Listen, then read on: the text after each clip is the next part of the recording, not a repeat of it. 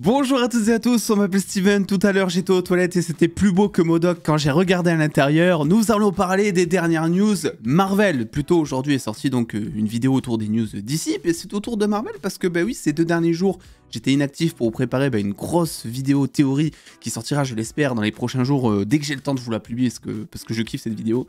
Et bref, il y a plein de petites news qui sont sorties. Et évidemment on va réagir à tout ça, on va parler de MODOK notamment.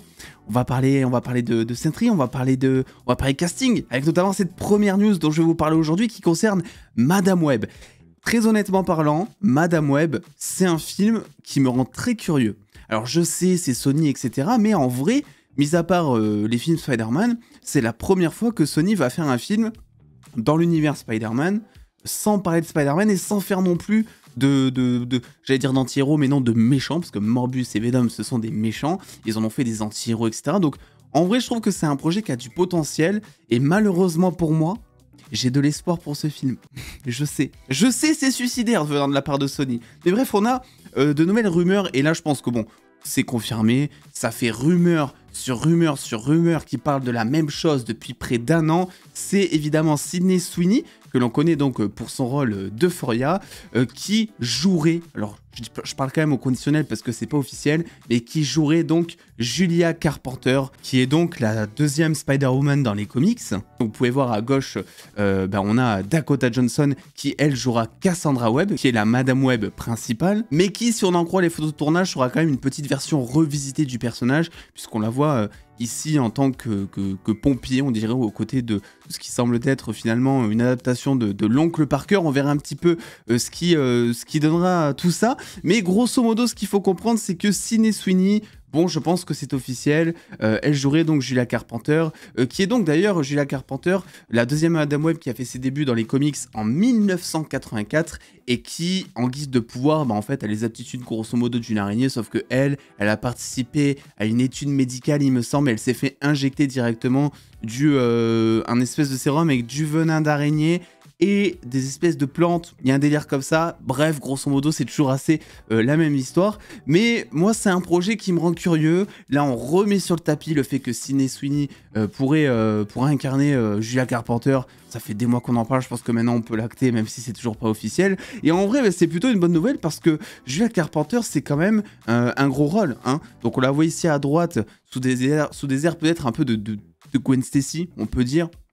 En costume de civil, hein, pour le coup, on verra son costume d'héroïne si jamais elle en a un, je pense que oui, mais c'est une bonne nouvelle parce que c'est quand même un rôle principal et ça veut potentiellement dire qu'elle reviendrait dans le Spider-Verse ou dans le MCU, parce qu'après tout, peut-être que ce film va être canon MCU par la suite, on n'en sait rien, mais en tout cas, bon, ça m'étonnerait que, au vu de l'importance de son personnage, elle ne meure à la fin du film.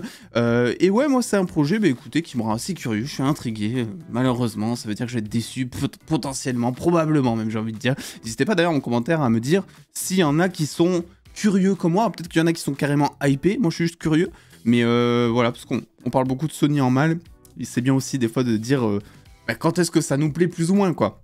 Ensuite, qu'est-ce que j'ai sous le coude? J'ai du MODOK, évidemment. J'ai du MODOK, mesdames et messieurs les dos. On va pas spoiler dans cette vidéo, mais voilà, regardez-moi cette tête d'ange. Il est incroyable, on a envie d'en faire un petit animal de compagnie. Gros goût contre MODOK, qui gagne? C'est la question que je vous pose. Parce que on a donc le scénariste de Ant-Man and the Wasp Quantumania, qui sera aussi le scénariste d'Avengers Kang Dynasty, le prochain film Avengers, qui est revenu sur certaines déclarations, et notamment, il est revenu sur les... Parce que bon, je pense que ça s'est entendu, les fans ont beaucoup râlé quant à l'adaptation de MODOK dans ce film, et donc il a tenu un discours qui est en vrai assez inédit pour un scénariste. On peut pas dire pour le coup, lui, qui veut nous brosser dans le sens du poil, parce qu'il en a totalement rien à faire, quoi, voilà. Il a donc parlé de MODOK, et je vous cite ce qu'il a dit en interview pour Vital Thrills. Il a dit, donc en réaction à si jamais MODOK devait revenir dans le MCU prochainement sous forme de variant ou autre, il a répondu « Je vous promets que s'il revient, il sera encore plus stupide. Je refuse d'écouter les fans là-dessus. Je ne rendrai pas MODOK sérieux. Tant que je serai en vie, MODOK ne deviendra pas aussi sérieux que l'adaptation des comics. Il sera une grosse tête stupide, c'est tout ce qu'il sera. » Waouh. Il en a rien à faire. Bon, au moins c'est dit, j'ai envie de dire. C'est vrai que d'habitude, là, on peut critiquer un peu, on va dire, l'allure yes man de certains réalisateurs comme John Watts, comme Peyton Reed, qui d'ailleurs, d'après cette interview, c'est Peyton Reed qui a eu l'idée de faire en fait que MODOK ce soit en fait Darren Criss et que ça fasse partie de cet arc qui suit donc Ant-Man 1, donc c'est l'idée de Peyton Reed. Mais on a quand même Jeff Loveness derrière qui a dit que dès qu'il a vu ça, il était à fond dessus sur l'idée et tout ça. On aime ou on n'aime pas. Après, l'idée en elle-même, voilà, le design du perso et l'idée de faire Darren Criss MODOK, c'est deux choses différentes. Mais en fait, ça m'a fait rire et en même temps pas tant que ça parce que à chaque fois qu'il dit un truc, ce mec, j'ai une parcelle de hype qui part comme ça. De base, je suis ultra hypé pour Kang Dynasty. Et à chaque fois qu'il dit un truc sur Kang Dynasty, j'ai envie de mourir en fait. C'est-à-dire que là, il a aussi rajouté quelque chose. Il a parlé des 4 Fantastiques dans Kang Dynasty, puisque le film des 4 Fantastiques arrive juste avant Avengers The Kang Dynasty. Il a laissé entendre que dans The Kang Dynasty, il n'y aura probablement pas les 4 Fantastiques dedans. Alors très probablement que ce sera pour donner une importance un peu plus importante justement aux 4 Fantastiques au moment où ils arriveront dans Secret Wars. Voilà, tu vois les 4 Fantastiques, parce que là il va y avoir le film des 4 Fantastiques, ensuite il va y avoir Kang Dynasty, on va pas les voir, et au moment où ils vont arriver dans Secret Wars, on va être là en mode ok, il y a les papas qui arrivent, ils vont régler le souci, ils vont, voilà, donc pourquoi pas, pour cette idée-là, je comprends, mais c'est-à-dire qu'à côté, quand dans cette même interview, il te dit qu'il n'y aura pas les 4 Fantastiques, mais qu'il te dit qu'il y aura, probablement, potentiellement en tout cas, Florence Pugh, donc sa Black Widow, on dira, et Shuri. Alors, quand j'ai dit ça sur Twitter, je me suis fait insulter de tous les noms, parce que j'aime pas Shuri, les gars, je suis désolé, oui, c'est la nouvelle Black Panther, mais je m'en bats, la chocolatine, elle a le même charisme qu'une huître au bout d'un moment. Oui, c'est normal qu'elle soit dans le film, oui, c'est normal qu'elle soit dans la suite, puisque c'est c'est même plus la leader, c'est même plus la reine du Wakanda, quoi, du coup, mais c'est le symbole quand même du Wakanda, normalement en tout cas, parce qu'on... Après, ça dépend. S'il faut, ils vont nous mettre Toussaint dans Kang Dynasty. Ils vont nous expliquer que, je sais pas, il a grandi, tout ça d'un coup, j'en sais rien. Mais Shuri, Florence Pugh, que j'adore Florence Pugh, c'est sûr que c'est pas pareil qu'un 4 Fantastique. Ou voilà, donc il lâche des petits trucs comme ça. Et probablement que le film sera incroyable. En tout cas, je l'espère. Et que le casting sera au rendez-vous. Mais c'est juste que, pour l'instant, à chaque fois qu'il dit un truc, quoi... C'est comme Shazam. Shazam, en ce moment, à chaque fois qu'il y a une communication sur le film, un teaser, des interviews, des images, j'ai l'impression que ça dessert le film. C'est un truc de ouf. Et donc là, je vous transmets le fond de ma pensée. Évidemment, ça n'engage que moi, hein, ce n'est que mon avis.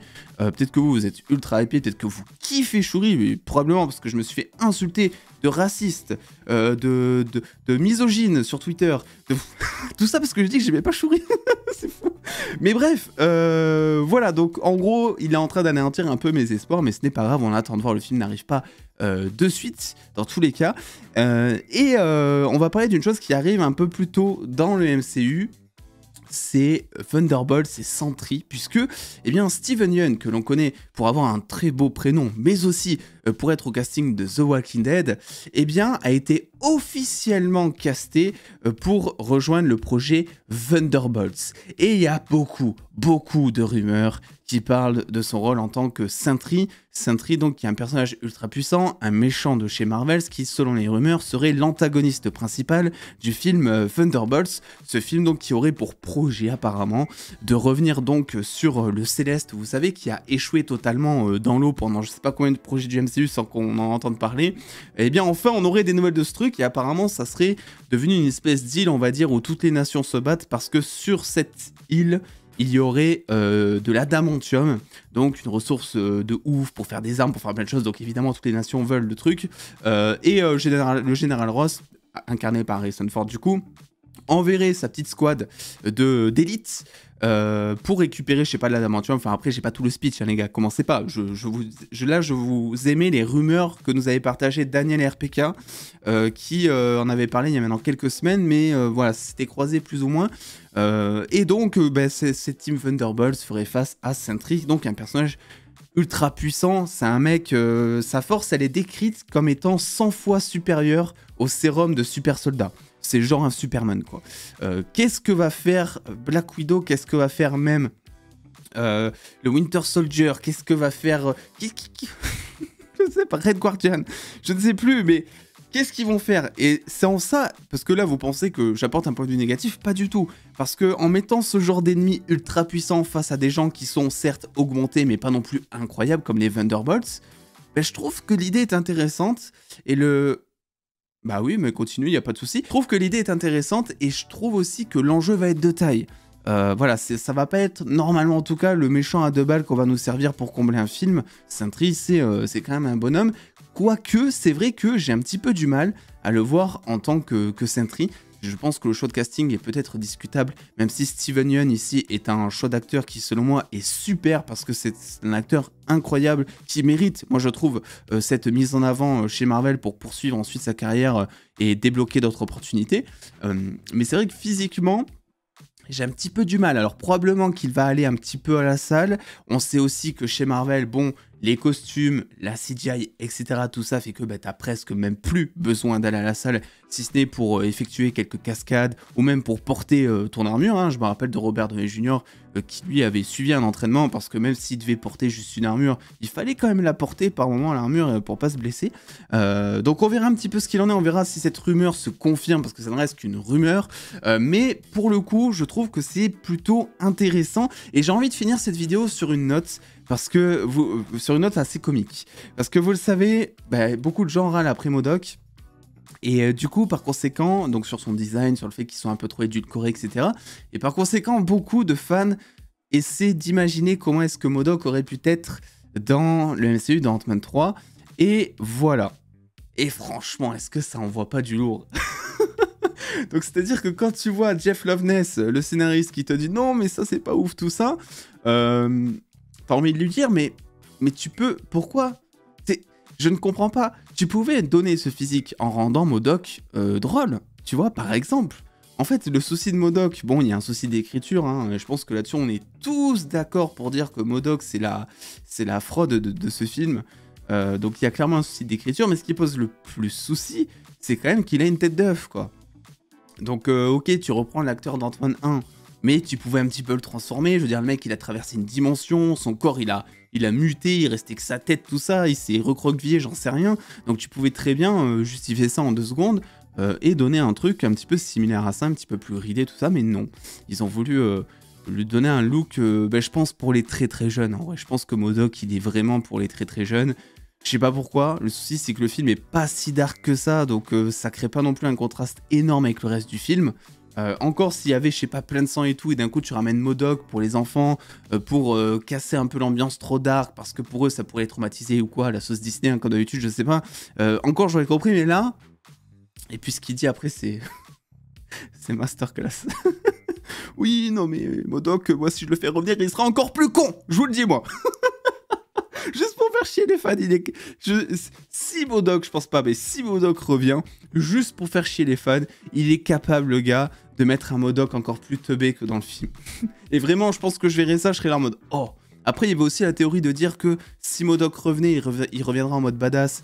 Et du coup, ce contraste créé avec Ant-Man 3 ferait que les gens seraient trop contents de voir MODOK, parce qu'il serait un peu plus badass prochainement. Mais visiblement, s'il revient, c'est pas du tout ce qui est prévu. Alors on rappelle que dans tous les cas, ça ne reste que des déclarations de scénaristes. Hein. S'il faut, il nous dit l'inverse, son contraire, n'importe quoi, pour nous perdre totalement. S'il faut, il va y avoir les 4 fantastiques dans Kang Dynasty. S'il faut, MODOK va revenir avec des cheveux et avec des rides, on n'en sait rien. Mais en tout cas, c'est ce qui nous sert aujourd'hui, quoi. Il a l'air assez vénère en plus, parce qu'il dit oui, mais moi aussi je lis des comics. Voilà, j'ai joué au jeu Marvel's Avengers. MODOK était pas ouf dedans. Voilà. Bref, on va s'arrêter ici. N'hésitez pas à me dire votre avis, votre ressenti sur tout ce que je viens de vous dire. Le pouce bleu évidemment si cette vidéo vous a plu. Et puis en attendant les dos, prenez soin de vous, faites-vous bien kiffer. Des bisous les dos.